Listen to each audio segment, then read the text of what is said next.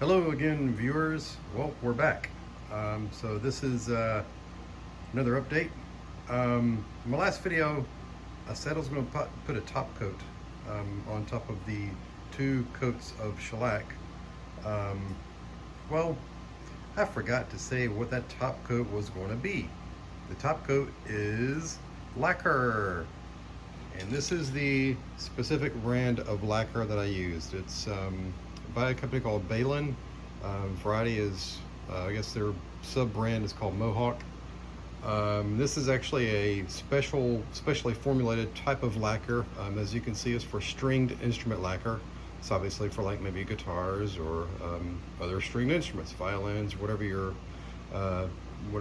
making. So the guy at Woodcraft recommended this because he's an actual luthier, in other words, a guitar builder. And so he recommended this particular variety of lacquer. It's about $15 a can. Works basically, like I said, it's formulated to basically to work in different environments, as far as maybe changes in temperature, maybe also changes in humidity. So I don't know if it maybe provides a tiny bit of elasticity with the lacquer. So since I believe I've heard that the lacquer can kind of, I don't know if it can crack or just basically deteriorate with various temperature changes over time. So anyway, so that's what I believe this is good for. So I figure if it's good for a stringed instrument, it's got to be good for a drum shell. Anyway, but yeah, this is the result. After 2 layers of shellac and then putting this particular variety of lacquer on top, this is what we get. It looks really nice. It's supposed to be a matte finish, which is what's on the factory drum shells. I guess you can call it a matte, or also maybe known as a satin finish. I could be a bit wrong with my terminology, but I believe that the 2 terms are interchangeable. But yeah, this looks very nice. So this is only 1 coat of lacquer. Let's get a little spin around on the show here. Ooh, nice. So I can get my reach in there with my hand, give it a little spin. Further reach, there we go.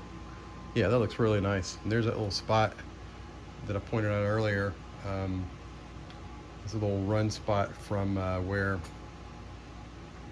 I tried to apply the first coat of shellac too early. There it is, you can see it. But I mean, again, barely noticeable. Was not really worth me going back and starting all over again. So I'm glad it happened in just one small spot. And also, I'm glad it happened right there on the seam of the shell.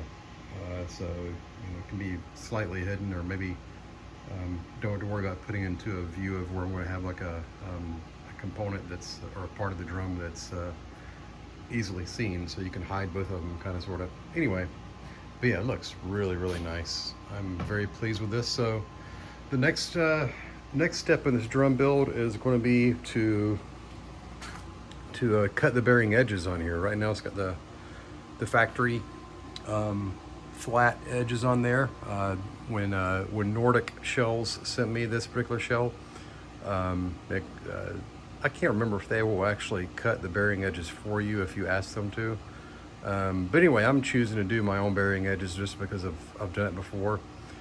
And I kind of know how the PDP bearing edges are cut. As a matter of fact, I'll show you something I did on 2 of my shells. I did this on a 14-inch shell. Disregard all the crazy looking lights. Those are plant growing lights back there. Trying to keep my spring and summer perennials going. Anyway, here we go. These little shavings right here. This is where I took a little bit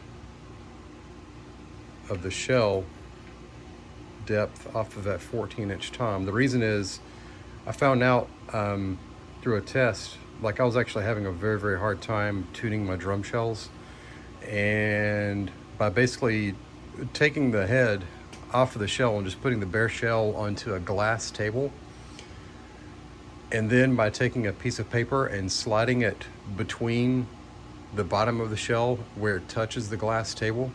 And well, ideally you should not be able to slide a piece of paper underneath there. All of the edges of the bearing edge of the shell should touch all the way around. Well, in this case, it did not. There was a good portion of that shell where it was not, I guess basically you can call it, it was not cut properly, and therefore I had just enough room that I could slide a piece of paper underneath the shell between the glass. So that told me that basically I needed to recut that shell, and so I took a risk. I built a fancy jig from my table saw, carefully cut this much of the shell off of it, or this much off the shell, and you can actually see that's actually the factory bearing edge. Let's see if I can get that in there. Yeah, there we go. See, I just cut that little dinky bit off of that shell, and then I recut the bearing edge myself, and I'm able to tune my drum easily now. Don't have to go through that frustration. Anyway, until next time, like I said, next time we'll have the bearing edges cut on this thing, and we will proceed forward.